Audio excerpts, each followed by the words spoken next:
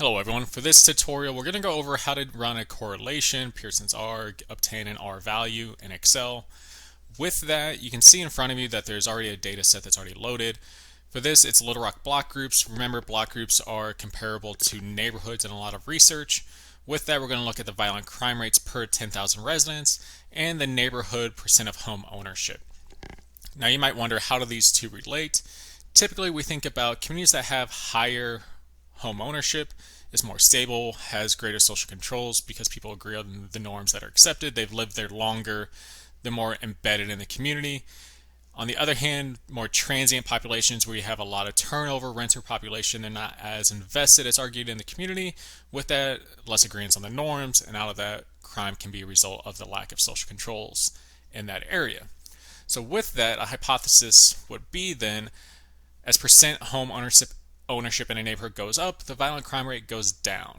So with that, we can test that. We can see if there is a relationship here, a correlation within itself. We'll go over a couple different ways here in Excel to do it.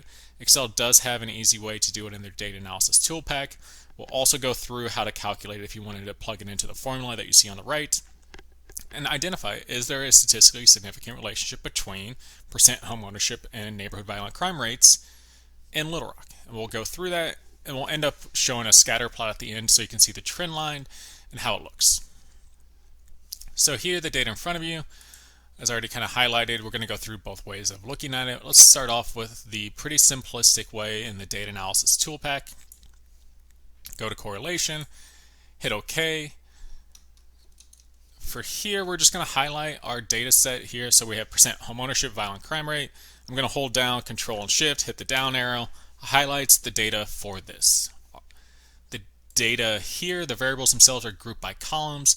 I included the first row as labels, and I want to output it into the same sheet just so we can see the answer. It's going to go to G20. If I hit OK, it generates for us, and we see that there is a negative relationship between percent home ownership and violent crime rate, as expected. So here we have support for our hypothesis that as percent home ownership increases, violent crime in the neighborhood decreases. What we don't know is it statistically significant. Excel doesn't provide the significance for it, but we can, if you remember how to calculate our degrees of freedom for correlation, is n minus 2. So if we look here, we have n. So if we do a count of the values we have, so this would be, each count is a neighborhood itself in Little Rock, we know we have 155 neighborhoods. So degrees of freedom is n minus 2. So if we do this of, here's our n, subtract 2, we know we have 153. I already had copy and pasted a table of our degrees of freedom for correlation. So we're going to look up the critical value in the table. And here, our degrees of freedom, remember, is 153. And let's say we're interested at 0.05. If we go to 150, the closest one, going downwards, being a bit more conservative, we start, our critical value is 0.159. Keep in mind that even though our obtained value is negative, it does not matter here. So we do see that this relationship is significant. So it's a statistically significant negative relationship. And if you want to be more certain, you can go over to 0.01 or 0.001, and you see that it remains statistically significant as you increase the alpha level to 0.001. That's great. You could be done here. Simple way, write it up. You know you have a significant relationship between the two. With that, though, I think it's also important to understand how this is being obtained. So the formula here, you could calculate everything you need based on the values you already have for the x and y variables. We're just going to go through and how to calculate. If you see here, it's all the sums. We have our sample size and the sum of a bunch of different measures itself. One of the first ones being, you see sum of x, sum of y. It's used in two different places for each of them. So I already made these just so it's easier to follow. So we're just going to do the sum, and it's just going to add all these up. I'm going to highlight all of the x values. Hit enter, and now I have the sum of that entire column. I'm going to do the same thing for y. Go down, close that off. And you see here, we have both the sums. Now we just want the squared sum, so we need that in a couple different places here and here in the denominator for x and y. So to do that, we're going to calculate those values first and then sum them just like we did x and y. And also we're going to need the product of x and y, so I already made a column to go ahead and do that as well. So let's calculate these three. Here, it's just x squared, so it's x times x. You can hit enter. Again, to flash fill, double click the green box, fills all the way downwards. Let's do the same thing for y now. So we have violent crime rate times the violent crime rate, gives our squared value, flash fill, and now let's get the product of x times y.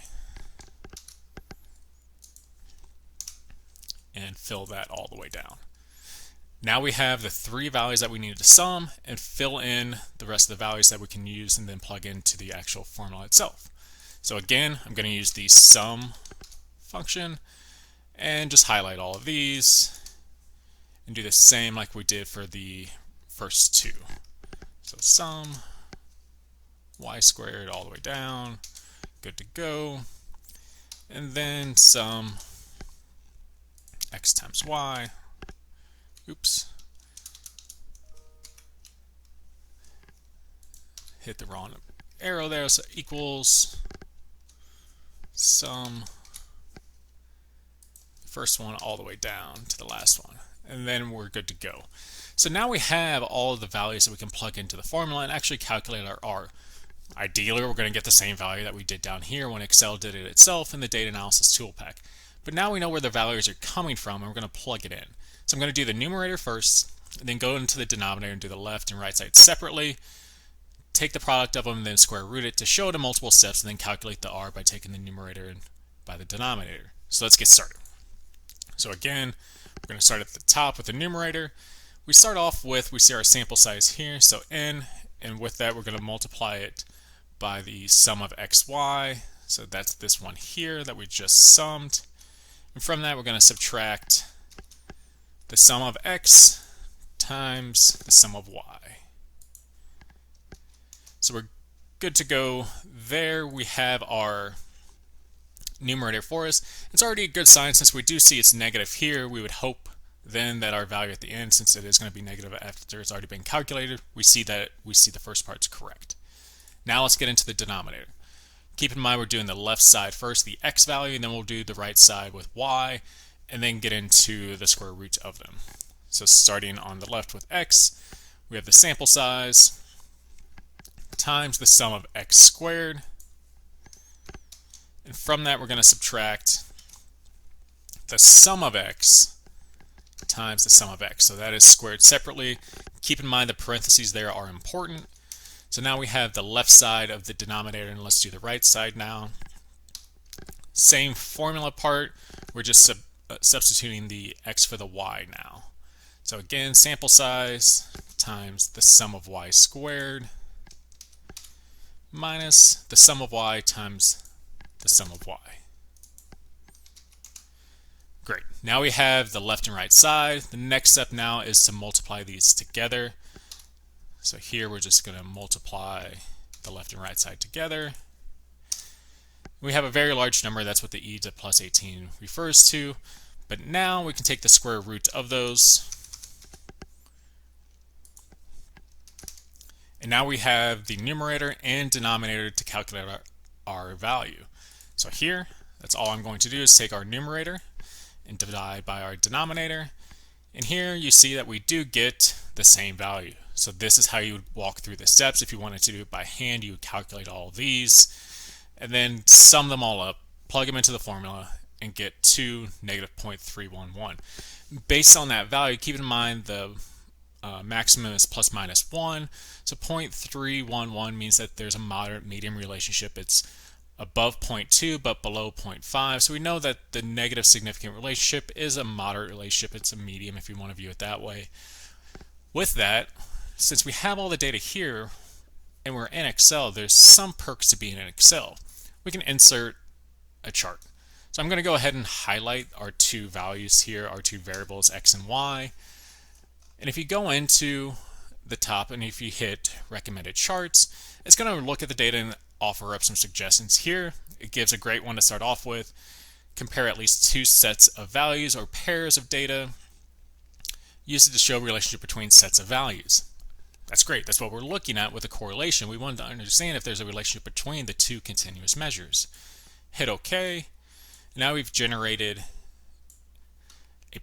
a point plot of that scatter plot itself. You can see on the left we have the violent crime rates. On the right we have percent home ownership. That's why it stops at 100% here and goes down to 0. Now this is great, but you might be interested, well, what's the actual trend line look like? So if I'm just clicking on the data itself and I'm going to hit add trend line, you can see here that there is a negative relationship here. That's the trend line that we're picking up, the negative relationship. As percent home ownership increases, our violent crime rate in the neighborhood is going down. So that's the negative relationship we're seeing there. That's the linear line here.